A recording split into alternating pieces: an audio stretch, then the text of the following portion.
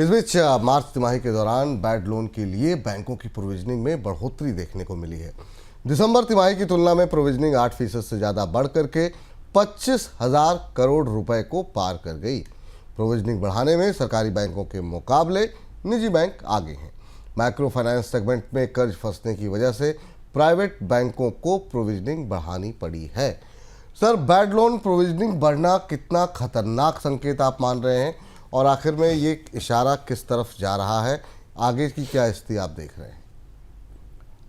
विपुल जी, bank Nifty का चहक रहा है बाजार में पिछले 2 दिन से जब से आरबीआई की पॉलिसी आई है। बैंक निफ्टी की रोशनी में यह आंकड़ा थोड़ा चिंता पैदा करता है, क्योंकि जब भी बैंक्स अपनी प्रोविजनिंग बढ़ाते हैं कर्ज के लिए, तो इसका मतलब वो एक तरह से ये संकेत दे रहे होते हैं कि ये कर्ज आने वाले समय में फंस जाएगा, नहीं मिलेगा, डूब जाएगा, एनपीए में बदल जाएगा, और इसलिए बैंकों को प्रोविजनिंग करनी पड़ती है। हालांकि प्रोविजनिंग 30,000 करोड़ से कम है, जो कि एक कंफर्ट लेवल है बैंकिंग उद्योग के अंदर, लेकिन फिर भी 8% की बढ़ोतरी, और वो भी उन सेक्टर्स में जो सेक्टर्स कुख्यात तौर पर एनपीए क्रिएट करने वाले सेक्टर हैं, माइक्रो फाइनेंस के लिए, रिटेल के लिए। तो इसलिए अगली तिमाही में बैंकों के एनपीए भी बढ़ सकते हैं, जिसका संकेत प्रोविजनिंग दिखा रही, और इसके अलावा बैंकों की बैलेंस शीट पर दबाव भी बढ़ सकता है। ये इशारा ये प्रोविजनिंग का आंकड़ा हमारे लिए करता है। अमेरिकी राष्ट्रपति ट्रंप और अमेरिकी उद्योगपति एलन मस्क के बीच विवाद अब नया मोड़ लेता हुआ दिखाई दे रहा है। ट्रंप ने कहा कि मस्क के साथ उनके रिश्ते अब खत्म हो चुके हैं। उधर मस्क ने एप्स्टीन फाइल में ट्रंप का नाम होने को लेकर जो ट्वीट किया था उसे डिलीट कर दिया। माना यह जा रहा है कि दोनों के बीच का विवाद अमेरिका की स्पेस एजेंसी नासा पर भी भारी पड़ सकता है। मस्क ने नासा के साथ हुए करार रद्द करने की भी धमकी दी हुई है। सर, अब मस्क से झगड़ा ट्रंप को क्या भारी पड़ सकता है? कहाँ भारी पड़ता हुआ दिखाई दे रहा है? कैसे देख रहे हैं इस पूरे घटनाक्रम को आप?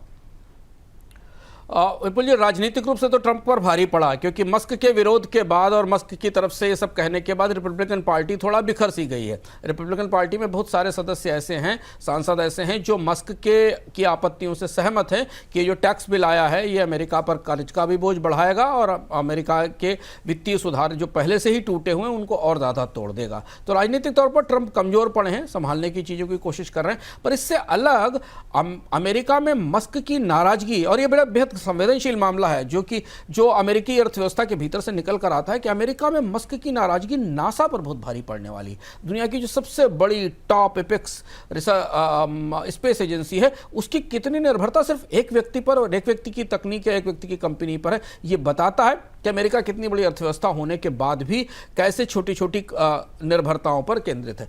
अब मस्क ने क्या कहा? मस्क ने कहा कि वो स्पेसएक्स का जो क्रू ड्रैगन कैप्सूल है उसे बंद कर दिया जाएगा। इसको बंद करने का मतलब विपुल जी आप समझिए कि नासा का अंतर्राष्ट्रीय स्पेस स्टेशन तक ले जाने का कि बस खत्म, ये बस वापस ले लेंगे वो। तो इसके बिना कोई और दूसरा रास्ता नहीं है कि अमेरिका के अंतर्राष्ट्रीय स्पेस स्टेशन तक लोगों को पहुंचाया जा सके, क्योंकि इसके लिए स्पेसएक्स का या मस्क का केवल एक ड्रैगन कैप्सूल है। इतनी बड़ी निर्भरता है। बोइंग का एक स्टार लाइनर प्रोजेक्ट है जो अभी तक उड़ान के लिए तैयार नहीं है। अब आपको मालूम स्थिति क्या बन रही है अमेरिका में, कि नासा ने और पेंटागन ने ब्लू ओरिजिन रॉकेट लैब और सियरा स्पेस से बातचीत करनी शुरू की है कि वो कुछ ऐसा रॉकेट क्रिएट करें जिससे कि अगर मस्क से रिश्ते बेहद खराब होते हैं और उनका ड्रैगन कैप्सूल नहीं मिलता है, तो अंतर्राष्ट्रीय स्पेस स्टेशंस को जो अंतरिक्ष में है उन्हें संचालित किया जा सके और लोगों को भेजा जा सके। स्थिति यह है कि रूस के स्पेस शिप का इस्तेमाल करने की नौबत आ सकती है अमेरिका के लिए मस्क पर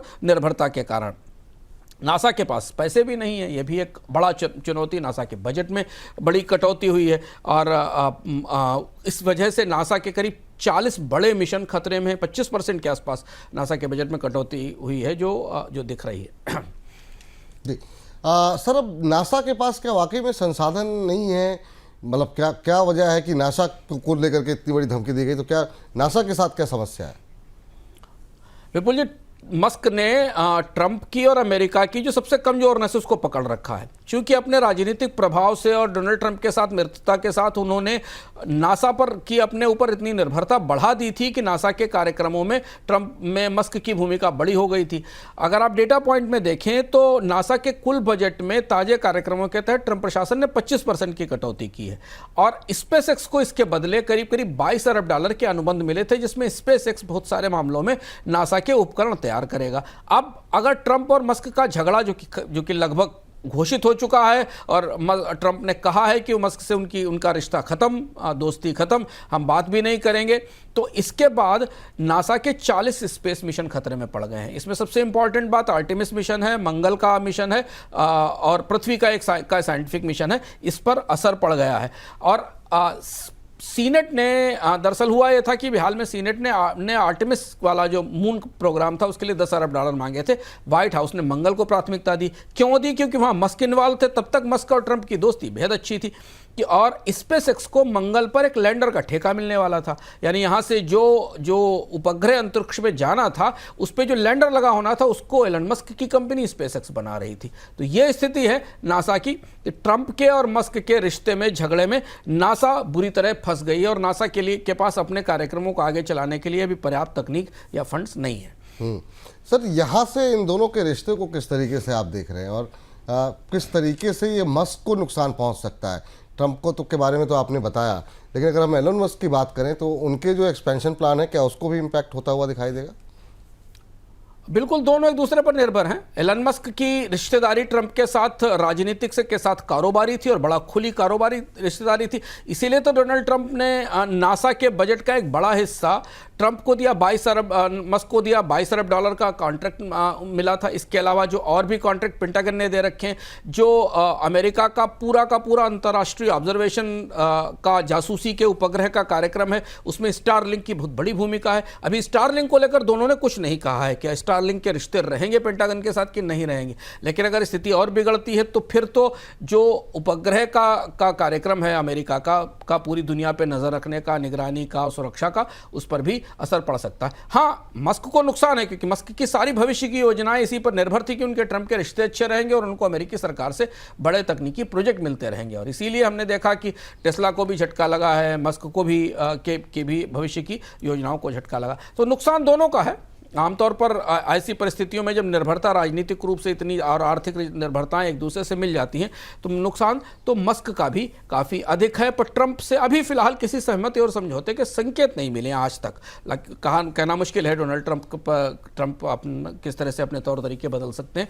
जेडी वांस जो वाइस प्रेसिडेंट हैं वो दोनों के बीच सहमति समझौते की कोशिश कर रहे हैं, लेकिन तात्कालिक तौर पर तो अभी टकराव बना हुआ है और इसलिए सबसे ज़्यादा चिंता नासा को लेकर है, नासा की संभावनाओं को लेकर है।